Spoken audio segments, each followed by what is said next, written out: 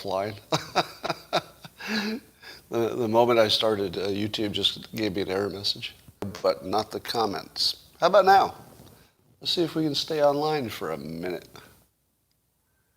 Was it my topic? What was it that's causing YouTube to spaz out? Yeah, I used to think, oh, it's my internet connection, but I have two platforms going, and the locals platform has been fine.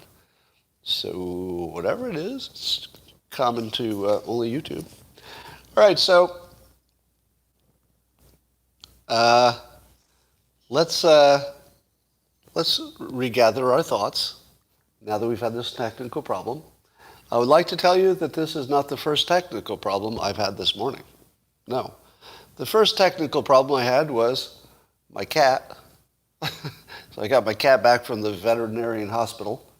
5 different medications on 5 different schedules, plus feeding her through a tube. And all the schedules are different, and all the names of the drugs are things I can't remember and can't pronounce. Now, if there could be a task I am less suited for than keeping all of that straight, I don't know what it is. But the cat's home and she's happy. And so we've been reunited, and it was very, very good. But before we get into the news, the special news, let me just tell you that the thing you need to make this a special day, and I think you will. I think you will. Do you feel it yet? Do you feel a little bit of a tingle that your day is starting to get better? Yeah, it is. You can feel it already. And it's going to go to a new level as soon as you take your hand and put it on a cup or a mug or a glass, a tankard, chalice, or stein, a canteen, jug, or flask, a vessel of any kind. Fill it with your favorite liquid I like. Coffee. Join me now for the unparalleled pleasure, the dopamine hit of the day, that thing that makes everything better, the thing that's making you feel better right now. It's called the simultaneous sip, and it's going to happen right now. Join me. Go. Oh, yeah. That's good.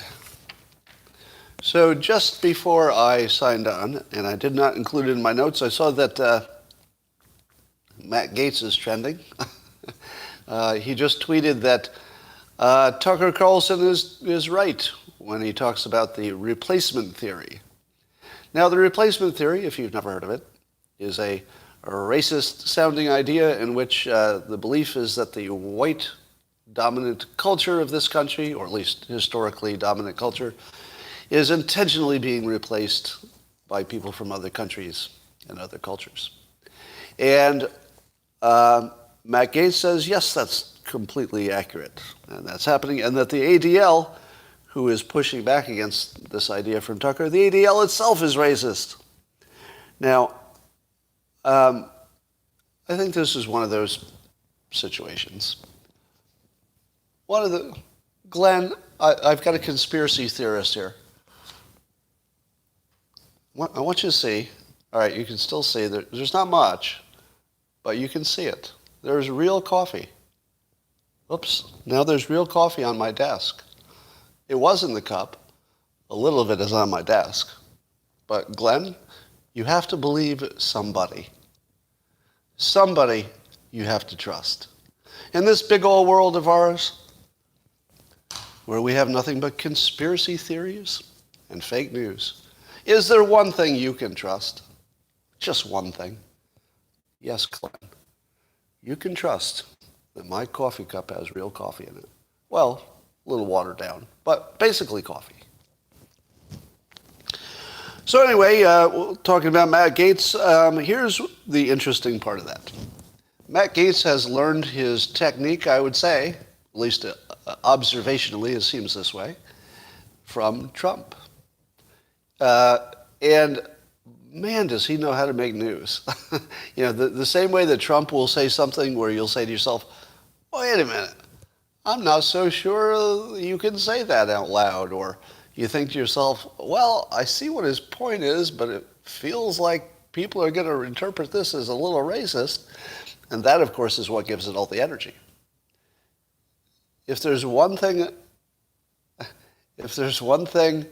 I can teach you about going viral, or about writing a best-selling book, or having any kind of entertainment property that people care about, Here's a rule to keep in mind. To get people's interest and hold it, whether it's a meme or a TV show or anything else, you have to show that somebody's in trouble, in danger. Somebody needs to be in danger in order for you to get attention. Now, the person who's in danger could be the person who's talking. In this case, Matt Gaetz is putting himself in danger because he said something that you know is going to get all kinds of people accusing him of being a racist, right? Now, of course, he knew that before he said it. So in order to get attention, he said something that makes you say, whoa, is he going to get canceled? Is this his last day as a politician? Is he done? I don't know. Probably not. Probably not. But because you think that, it just holds your attention. So this is what Trump does consistently. He'll say things that you say, the world's going to blow up, isn't it? But then it doesn't. Right? The world doesn't blow up. So that's my only point about Matt Gaetz, is that he's good at getting attention there. So Boo the cat is back and healthy, if I didn't mention that already. So in case you were rooting for Boo the cat, she's doing well. But it will be my full-time job to be her nursemaid. pretty much all day long for the next week. I'm just going to be giving her food and meds by her little feeding tube. So there's this story by, Yahoo News. Is the story, they interviewed 30 former U.S. officials, and they came up with the story that CIA officials under the Trump administration allegedly made secret plans to kidnap or even assassinate WikiLeaks founder Julian Assange. Do you think that's true? Let's give a fact check. Do you think it's true that the CIA officials under Trump made secret plans that they did not execute, but they made secret plans to kidnap or assassinate WikiLeaks founder? What do you think? Now, Trump says he never considered it. So now what do you think? Trump says he never considered it, but the story is that the CIA did drop plans. They both can be true, right? These are not opposites. I believe it is 100% true that Trump never considered it, in the sense of never was serious about considering it.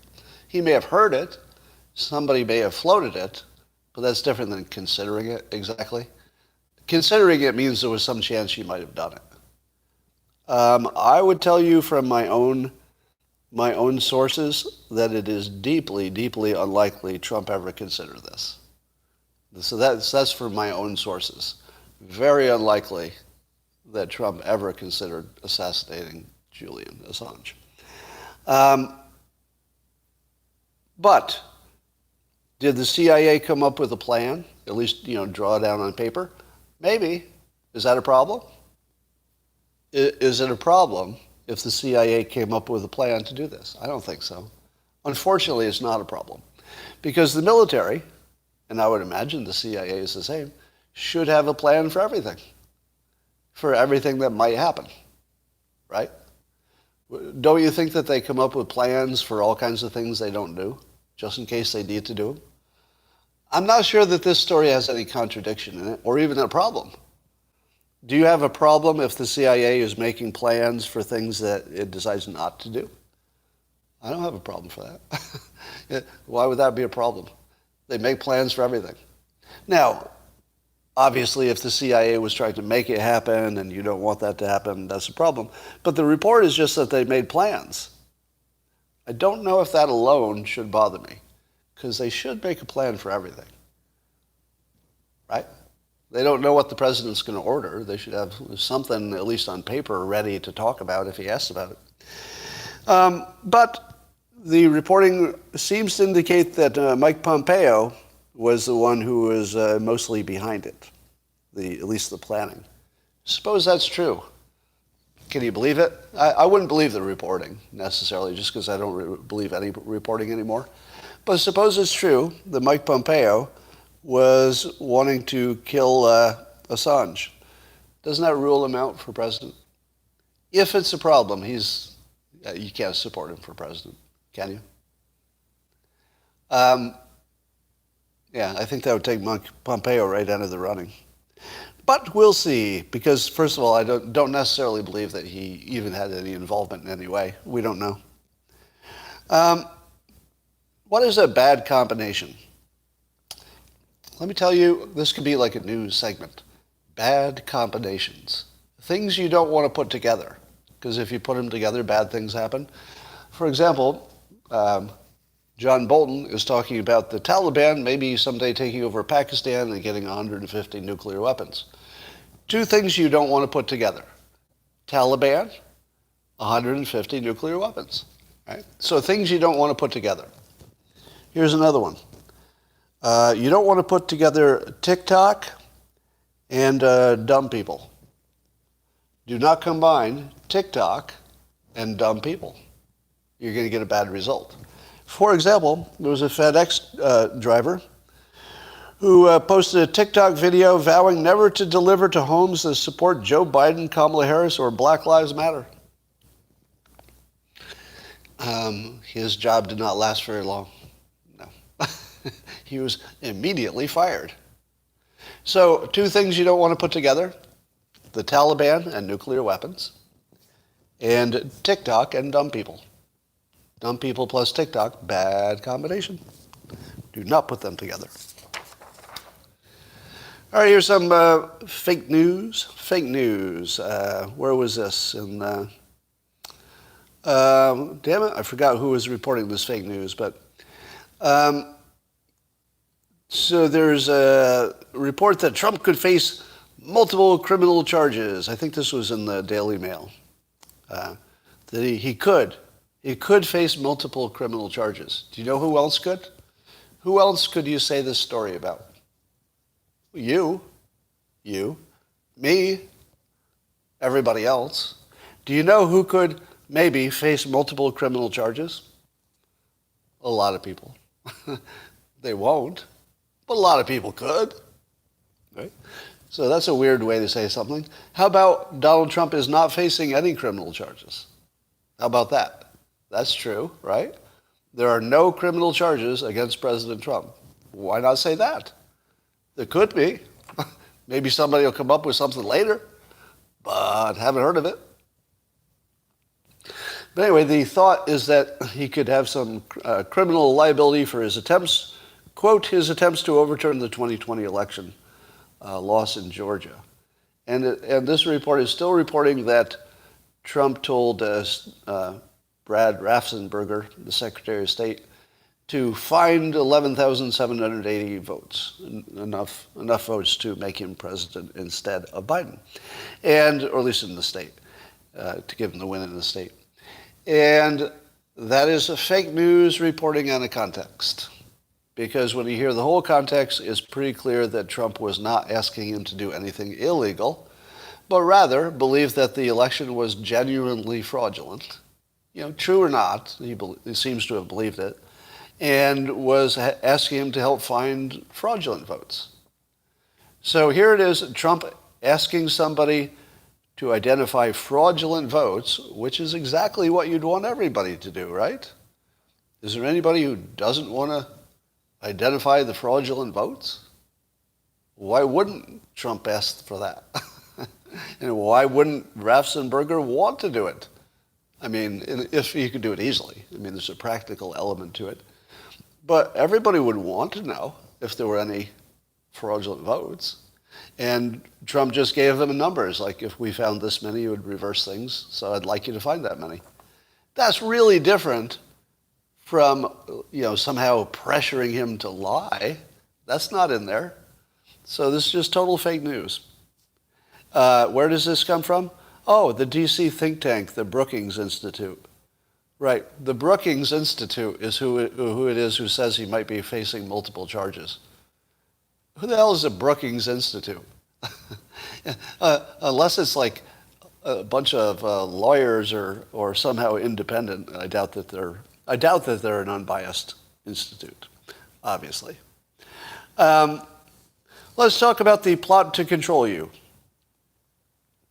I saw a tweet by Unhoodwinked, one of my followers on Twitter, Unhoodwinked, and he tweeted today, "Can we finally admit that the policies both now and in the past, like lockdowns and masks on children, are not to protect people, but instead are new precedents to train obedience and servitude to power-hungry state actors. How many of you watching agree with this take, that the lockdowns and the masks are part of a larger process by which power-hungry state actors are training the public to obedience? All right? I'm seeing on locals, lots of yeses. Lots of no's, but lots of yeses. And then on YouTube, lots of yeses, some no's. Right? More yeses than no's. 100%, 100%. So would you like me to talk about that? Because this is my sweet spot, right? Don't you think that of all the people you could listen to on the topic of whether you're being brainwashed, who would be a good source for sorting that out for you? I would, right? It's sort of my specialty. Trained hypnotist, talk about persuasion all the time. So let's talk about this. Do you believe that you are being manipulated and trained for obedience? So those of you who believe it, give me a little bit more. I'm going to ask you for a little bit more. Who is it who's doing it? Who specifically? Let's say in the United States. Now, it's happening all over the world, right? So whatever's happening in the United States must be reproducing itself all over the place. So let's just talk about the United States. Who exactly in the United States, just the United States now for a moment, we'll talk about the other countries, but who in the United States is doing it and for what personal benefit? To what benefit? BlackRock, AI, intelligence community, the DNC, Satan, big pharma, bankers, corporations, globalists, Fauci, cartels, CCP, China, unions, the AMA. A lot of different answers. So here's the first point. When I first asked the question, are there deep state power people who just want to train you? A lot of people said yes. But when I asked you who they are, your answers were all over the place. Right? So far, I'm just objectively speaking. There's no opinion yet. Your answers were all over the place about who these people are. And since the who is different for all of you, wouldn't this also mean that they had different motivations, right? Now, do you think that there are people who want to train you and get power just because they like the power? How many of you think that's a thing? That they want power just for the power. It's not a specific thing that they're trying to train you for. It's just the power. Just sort of generally the power, right? Okay. So, and you know that there are millions and millions of people who independently agree with the people in power, right? Would you agree that there are lots of doctors and researchers and just independent people who have nothing to do with these power people at the top who agree with them that we should wear masks or we should do lockdowns, etc.? So whatever it is that the elites are trying to push, would you agree with the following statement, that there are plenty of experts who also think it's a good idea, just for medical reasons? Would you agree that there are plenty of real experts who also think it's a good, whether they're right or wrong, but they also think it's a good idea to do all the things that these power elites want us to do?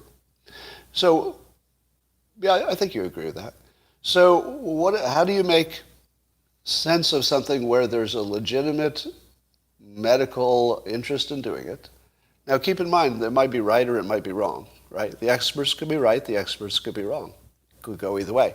But it's true that they do have that opinion, right? Whether they're right or wrong, they are of the opinion that these are good things. Would you agree? There are plenty of independent people. So even if the elites are doing it for sneaky reasons to take power, it's also true that it's medically recommended by every major medical group in every country, basically, except Sweden, I guess. All right. So the first thing you want to question yourself, if you think it's part of a big power move by the elite, is who are they? And why is it that their power move is exactly what independent professionals would say they should do? Because wouldn't that be a weird coincidence that the actual best thing you could do for your health, according to the experts, again, they could be right or they could be wrong, but the experts do say masks and social distancing are something you should do. What are the odds that coincidentally it's medically recommended, but also coincidentally it's really good for the secret plot to train you to be more obedient? I don't know. I would say that should put a little question mark into your thinking, wouldn't you? Does anybody respond to that point?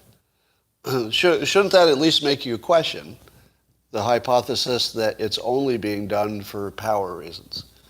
There's just so many individuals who also agree with it, who are experts. I'm not an expert, so I'm not saying who is right or wrong. I'm just saying that they exist. Okay, so that's the first thing. Number two, why would anybody want to give power to other people?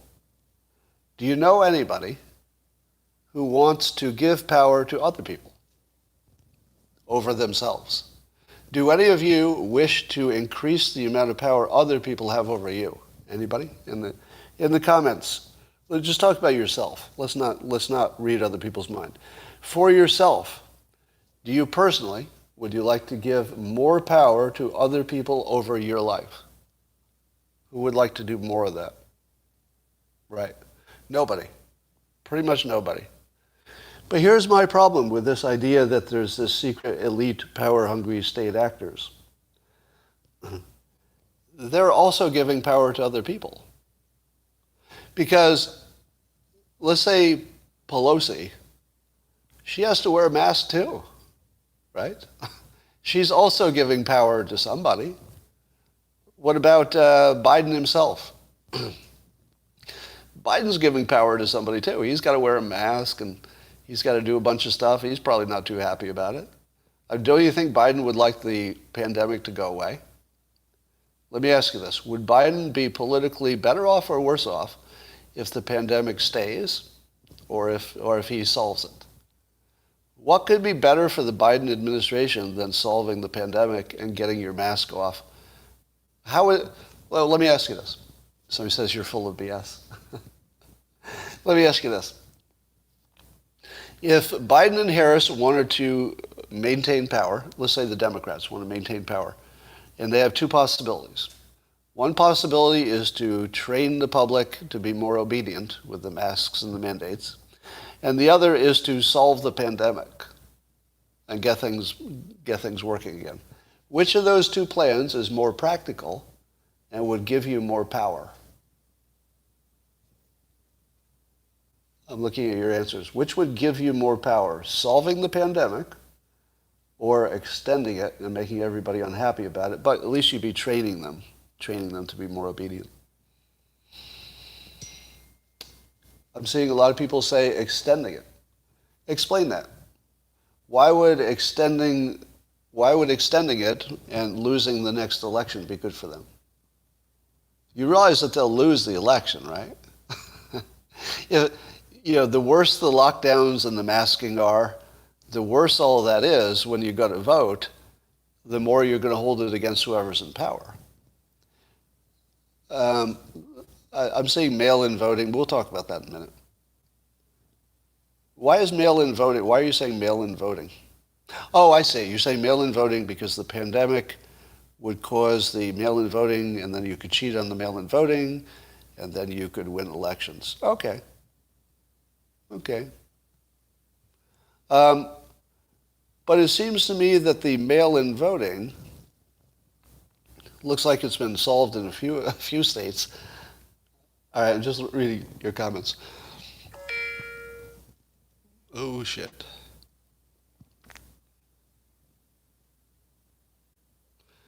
All right.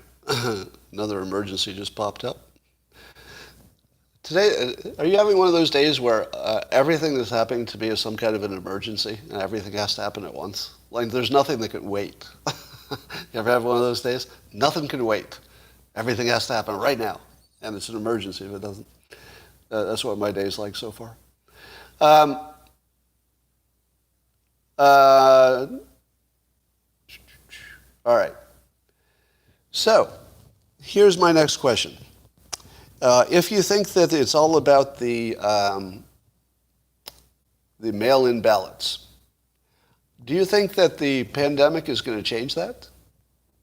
Because I feel as though whether we had a pandemic or not, the mail-in ballot situation would stay the same at this point. Don't you think? Because it seems that people just like mail-in ballots, and you get more of them and blah, blah, blah. I don't think they need a pandemic for mail-in ballots, do you? I mean, it did kickstart things, and they certainly took advantage of it. So I would agree with you that they took advantage of it to beat Trump. I think that's fair to say. Do we all agree on that? That the way the rules of elections were gamed by the Democrats was quite masterful, and they got away with it because it was, they did it through legal means, and they got a set of rules that worked for them. Yeah. So the pandemic definitely did change the power structure, but I think at this point, I think people either like mail-in ballots or not, independent of the pandemic. Give me a fact check on that. Would you agree that people's opinions of mail-in ballots are now divorced from the pandemic? It's sort of a separate category, I think, by itself.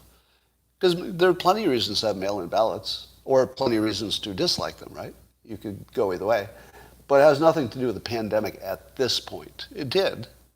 But at this point, I think we're past that. I think just it's a question about ballots themselves. All right. There's a lot needs to be fixed in the election. There's no doubt about that. Somebody says they lost the video, but I don't think that's true. Here's what I would say. I don't believe there's anybody who wants to give power, at least in terms of the masks and the lockdowns.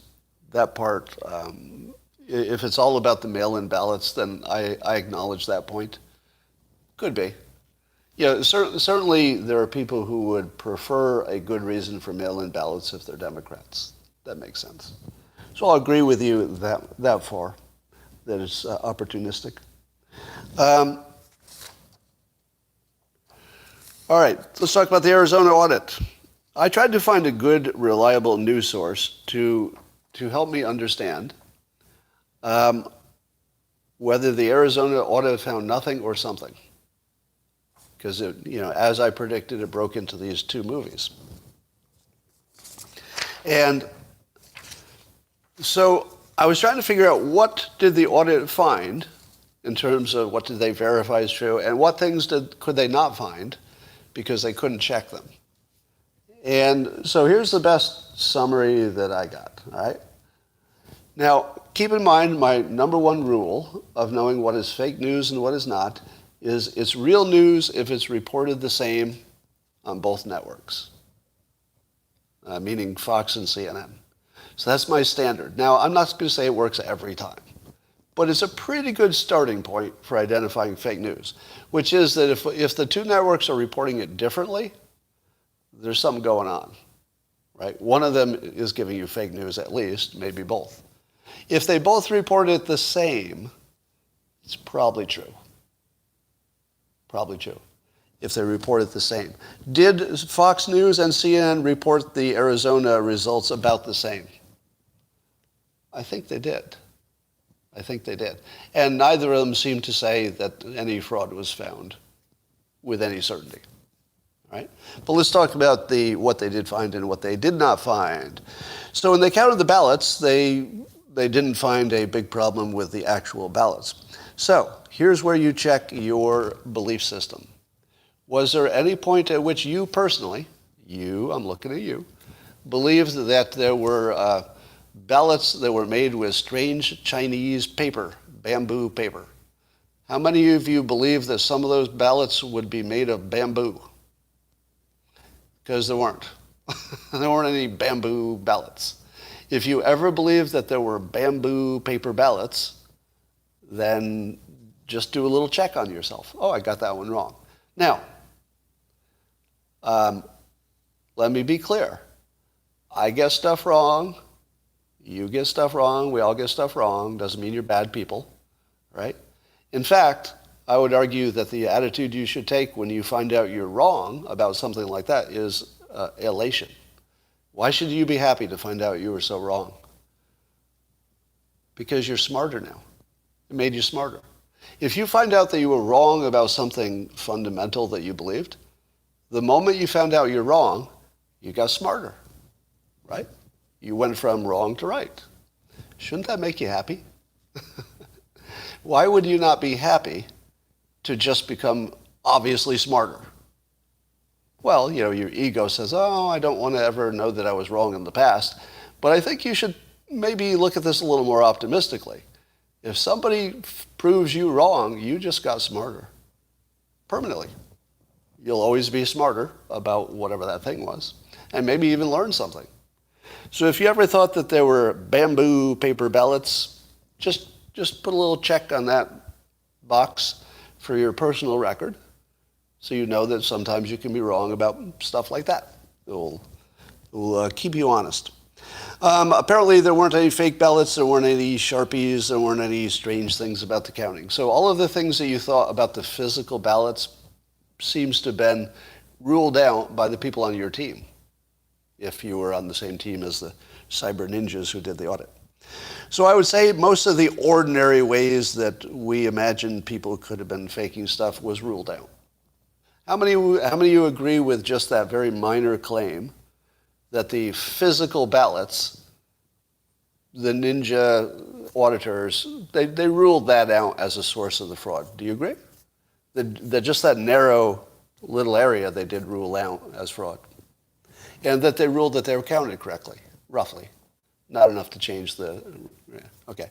So, how many of you thought that within that ballot counting domain there would definitely be a big problem? There wasn't. How many of you predicted there would be? I didn't. I mean, I didn't have a prediction one way or the other, but I didn't assume that it was wrong. All right, so then what things are not counted? And why is it that on the War Room with Steve Bannon, and why is it they're saying there are 57,000 illegal ballots? Or at least 57,000 ballots that could be a problem. And remember, Trump only lost by over 10,000 votes. So if there are 57 questionable votes, and the margin was only less than 11,000, big problem, right? So what about these 57,000 votes? What do we know about them? Well, let's look at them. So they seem to fall into a certain category. Do you know what the larger category is? I'll read the subcategories to tell you where these problems were.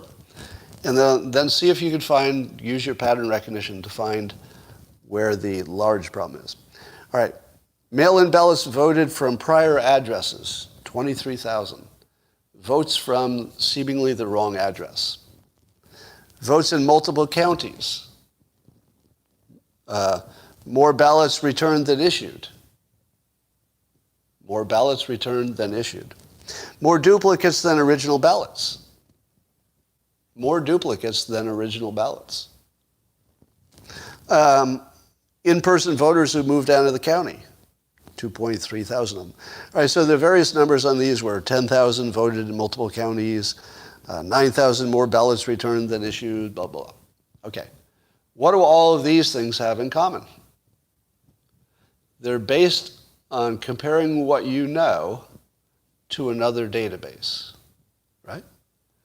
So all of these have the same thing in common. You're comparing what you found in the audit to some other database and finding that they don't match. True or false? That they're all in the same category of audit found one number, they compare it to a database, and it doesn't match. Here's the problem. The databases that they're comparing it to are not believed to be necessarily accurate. So they're not comparing it to anything that's a standard for truth. They all have that same problem, that we don't know if the data you're comparing it to is accurate. There's no way to know, because there's no way to compare that data. That data isn't compared to anything. So if you're comparing it to something that you don't know is right in the first place, the databases that are probably questionable to begin with, then you've got a problem. Now, I guess the experts now are saying that fraud is suggested in numerous instances. Fraud is suggested in numerous instances, meaning that the opportunity for fraud exists. So, did we have an audit? Did an audit happen? No. No, there was no audit. There was somebody who got paid to do something that has the word audit in it. And they did look at some subset of things that could have gone wrong. And they did find that that subset of things they looked at didn't seem to be the problem. But it sure wasn't an audit. An audit would find problems. I mean, it would find all the places that there could be a problem. But a partial audit is worse than no audit. What could be worse than a partial audit? If the things that you checked are the places that the fraud doesn't exist. The worst thing you could do is do an audit of the place where the fraud isn't. Because then you'll convince yourself there's no fraud, but you haven't even really checked. So that's what we got, the worst case scenario. An audit that could only check the things that probably were not the problem in the first place. So here's what I would do. I would probably support for president any candidate who said they were going to fix this. Make the election auditable. That's it. Do I care about this hypothetical candidate's fiscal policy? Nope. Nope. Do I care about this candidate's international policy? Nope. If you want to turn me into a single issue voter, this is how. Just fix the election systems so that we can audit them. And at the very least, you can check your vote to make sure it made it all the way through. There must be some way to do it. I realize there's an issue with anonymity, but there's got to be a way to do it, right? It can't be impossible. So, this system isn't going to fix itself, right? So I would vote, I could give a full-throated support to Trump if he said, look, I've got questions about the election. I think it was fraudulent. We can't find out because we don't have a way to check elections. What I'll do is I'll make sure that the states are forced to create systems that can be audited instantly. I think the federal government could do that, right? Set up a standard that says, states, you can do whatever you want in terms of a lot of the details, but what you can't avoid is it has to be auditable. It has to be auditable all the way through, or else you can't have that system. I feel like the federal government could make the states do that, right? Might be a constitutional issue. Somebody could weigh in on that. We already have the FEC. Well, apparently the FEC is not making elections auditable.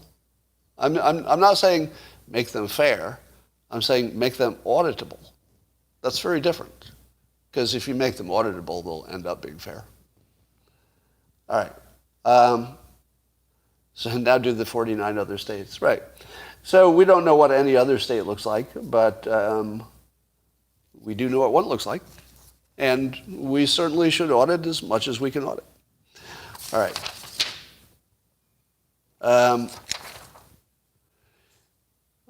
Okay. Canadians apparently are a little too trusting. You've heard that Canadians are nice. Are there any Canadians watching right now?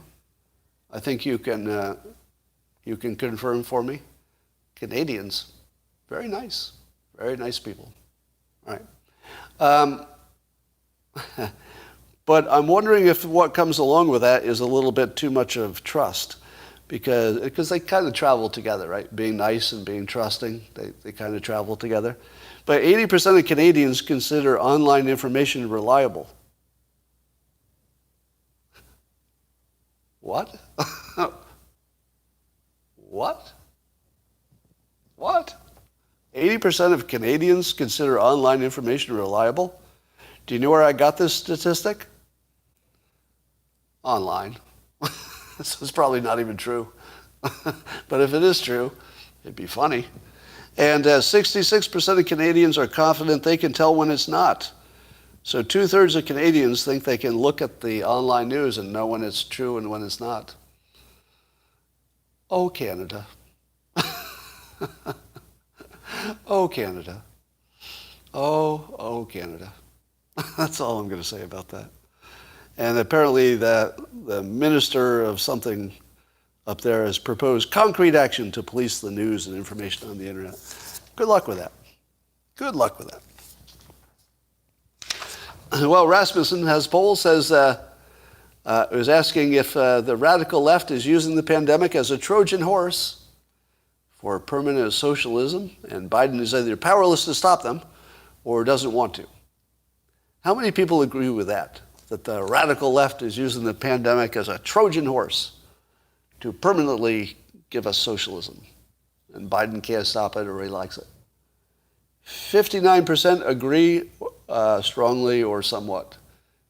59% of the frickin' country, or at least the people who answered this poll, think that the radical left is using it as a Trojan horse for permanent socialism. Well, how's your infrastructure bill looking now? Remember I told you, when did I tell you that the infrastructure bill would never get passed? One of my best predictions so far. Now, yeah, and how many times have we seen the news? We're there now. Big progress. Big progress in the infrastructure bill. Because, somebody agreed or somebody negotiated this. And I just look at this thing and go, no, maybe never. Maybe never. I mean, maybe they could knock it down to $1 trillion and get it through or something. But I don't think the 3.5 has any chance, does it? All right.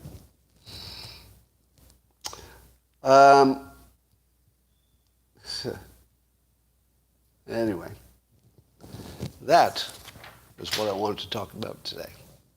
Have I missed anything? Was there there's an earthquake in Greece? Well, I'm glad I'm not there, because I was.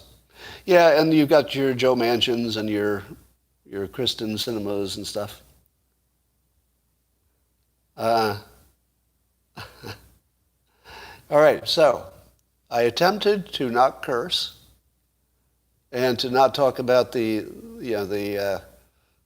too much about coronavirus, except whether you thought it was a conspiracy theory.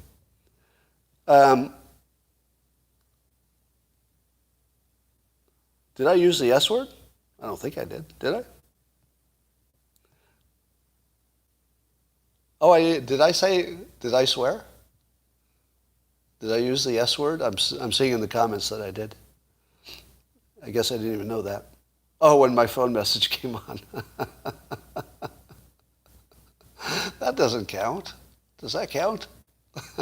Okay. Well, apparently it's a work in progress. Apparently I can't. Apparently I'm not good at not swearing.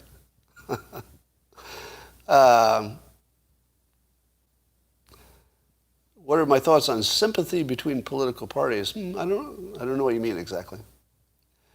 Yeah, China's in big trouble. That is correct. What did I tell you a few months ago, or maybe it was less? China's in big trouble. So their real estate industry is collapsing. They're running out of energy, and I think they got big trouble coming. Musk is expanding business in China. Yeah. I don't know if he has an option. Probably not. Will the regime collapse? I don't know. The regime's pretty strong. I don't know if the regime will collapse. But they got big problems coming. Thank you for tanking the real estate market in China. You're welcome. Watch what else I do. Oh, I'm just getting started. China's in big trouble. Any updates on India? No, I'm not sure I believe anything out of India.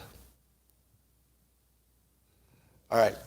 And that is all I got for now. And what happens to your consciousness when you die? Well, mine's going to go into computer digital form. But that's just me. Biden freed the Huawei lady? Really? Did that happen? I didn't see that story. All right, that's all for now, and I will talk to you tomorrow.